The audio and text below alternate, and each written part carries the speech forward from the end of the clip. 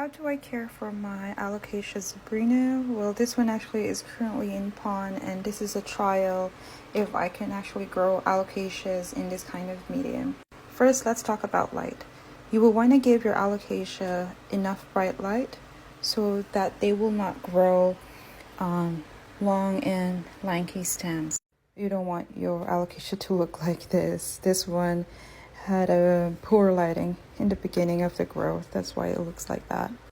If you're growing your alocasias in soil, make sure that you're going to give it a well-draining soil and rich in organic matter. So adding a worm casting would help increase the organic material in your soil. But as a fair warning, alocasias are spider mite magnets, so you may want to check on them once in a while. Zebrinas are not finicky with humidity. You can just leave it alone, mist once in a while.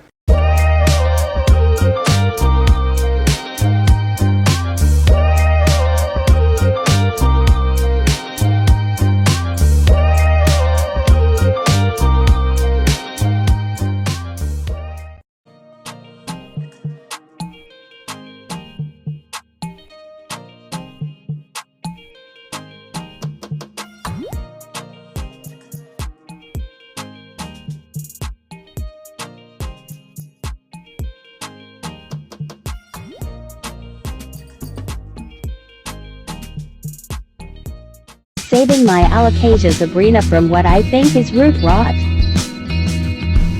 Loosen up the roots. Yep, that's root rot. Cut off all the infected areas.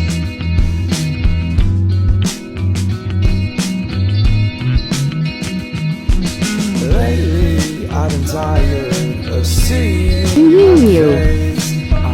Much better. I cleaned off the stem too.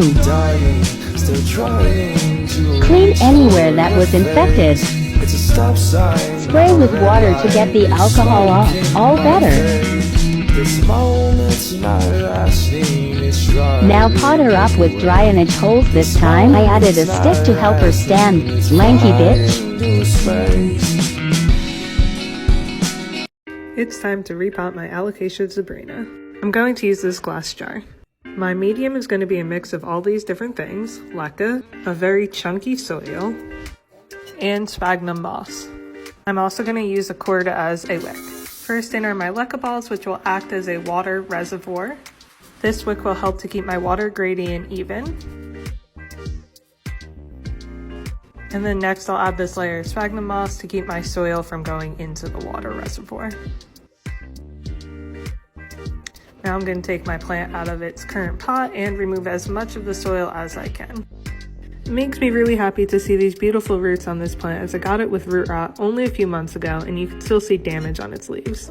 First I'll add a small layer of soil, then plop my plant in and curl the wick around the base of the plant, and then top it off with more soil. Finally I'm going to wet the soil and fill up my water reservoir, and put it back in its south-facing window.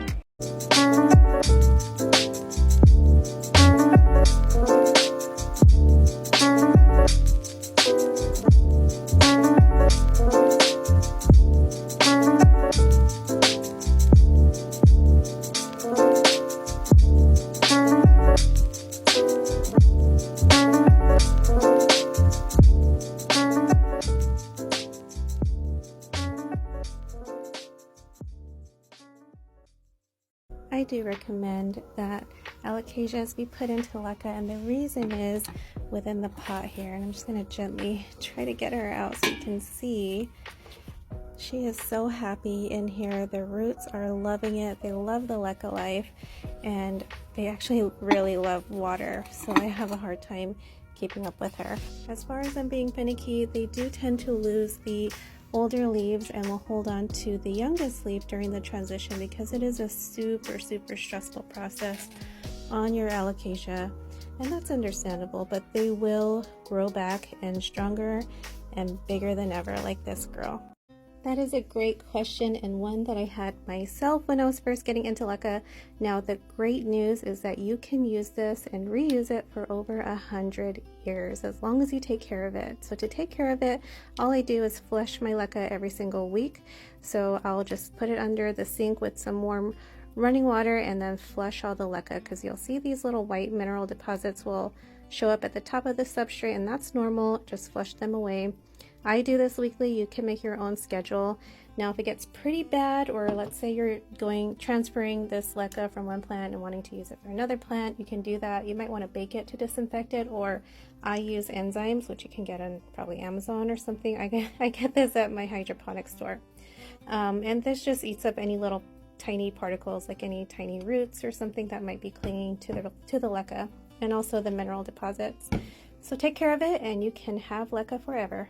I need you to promise me that you'll be on your best behavior. I promised other people that I'd be on my worst behavior, and I gave them my word, so... Don't make me fire you. You can't fire me.